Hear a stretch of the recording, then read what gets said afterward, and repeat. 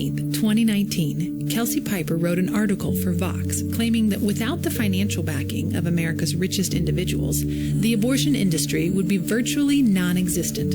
If you could snap your fingers and rid the world of billionaire philanthropists instantly, hundreds of millions of women worldwide would lose access to contraception. And in the U.S., only the rich would have access to legal abortion.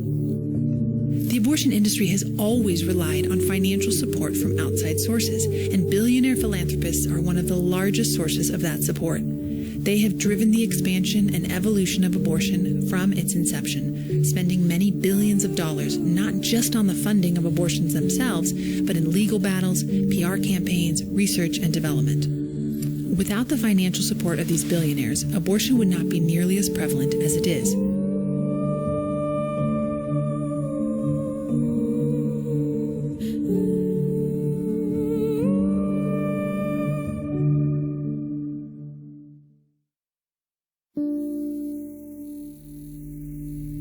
The top backers are the foundations of Bill Gates, Warren Buffett, William Hewlett, and David Packard.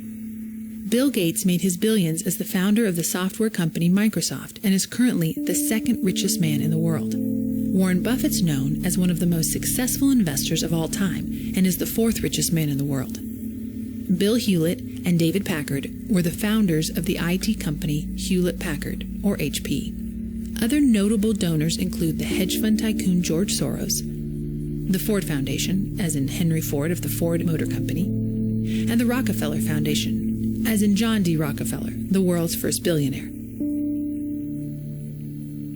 The Gates Foundation tends to focus its funding abroad and is the largest single contributor to private so-called reproductive healthcare funding globally, giving roughly $4.6 billion.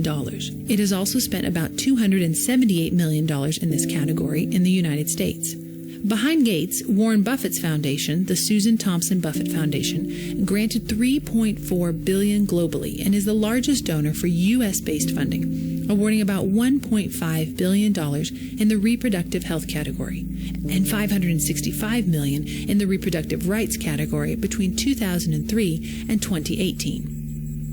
Hewlett's foundation gave roughly $240 million in reproductive health in the U.S., and Packard's gave about $181 million to health and $85 million to rights.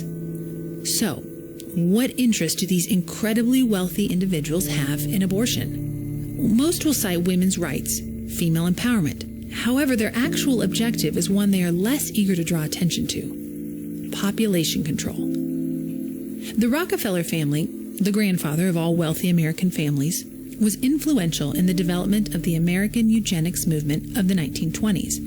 This movement saw the rise of compulsory sterilization laws and later served as the basis for the eugenics movement in Nazi Germany.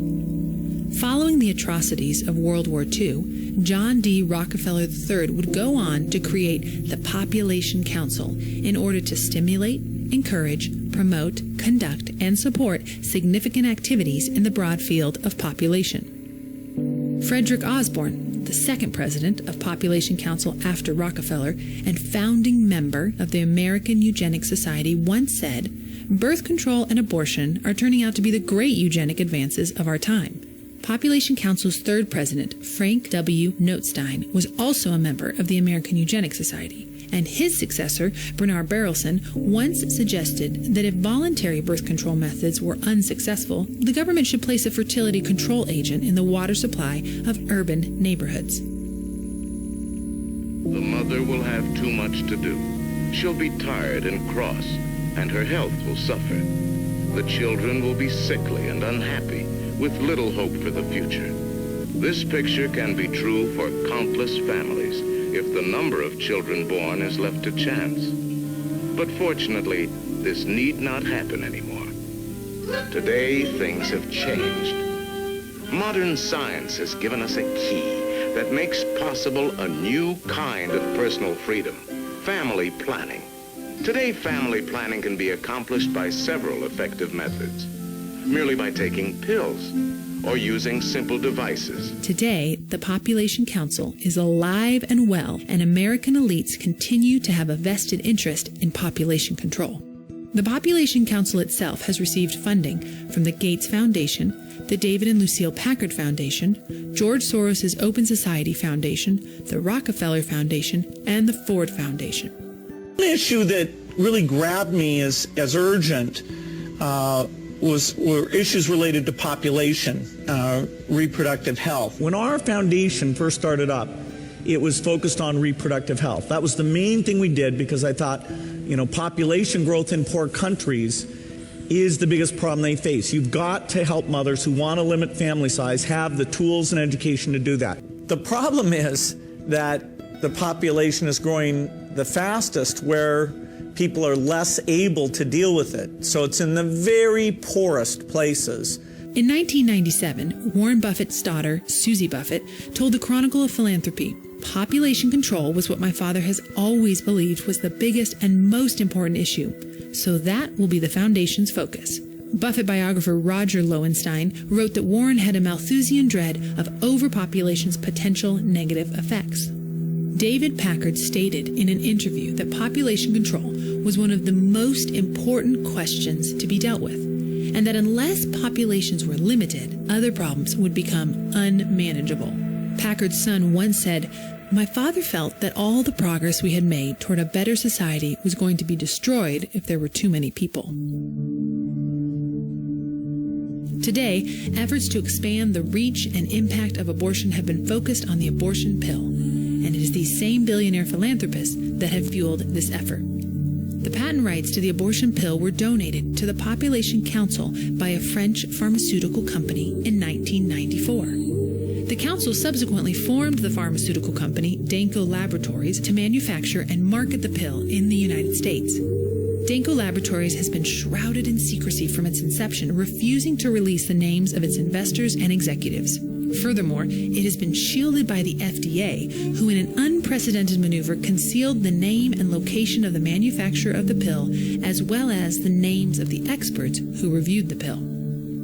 In spite of its secrecy, we do know that Buffett, Packard, and Soros foundations have all invested in Danco Laboratories. Genuity Health Project, which sponsored U.S. abortion pill clinical trials, is also funded by Gates, Packard, Hewlett, the Rockefeller Foundation, Population Council, and other anonymous donors. Additionally, the family planning organization called DKT International, which distributes the abortion pill internationally, is funded, once again, by Gates, Buffett, Packard, and Hewlett. Near the end of her article, Kelsey Piper from Vox poses this question: do philanthropists care about women's health care for the sake of those women, or just as a form of population control? To answer your question, Kelsey, these philanthropists only care about your right to choose as long as you choose what they think is right. The fact is that the abortion movement has always been fueled by ultra-wealthy individuals as a means to control global populations, promoting the killing of children and exploitation of women under the guise of reproductive health and women's rights.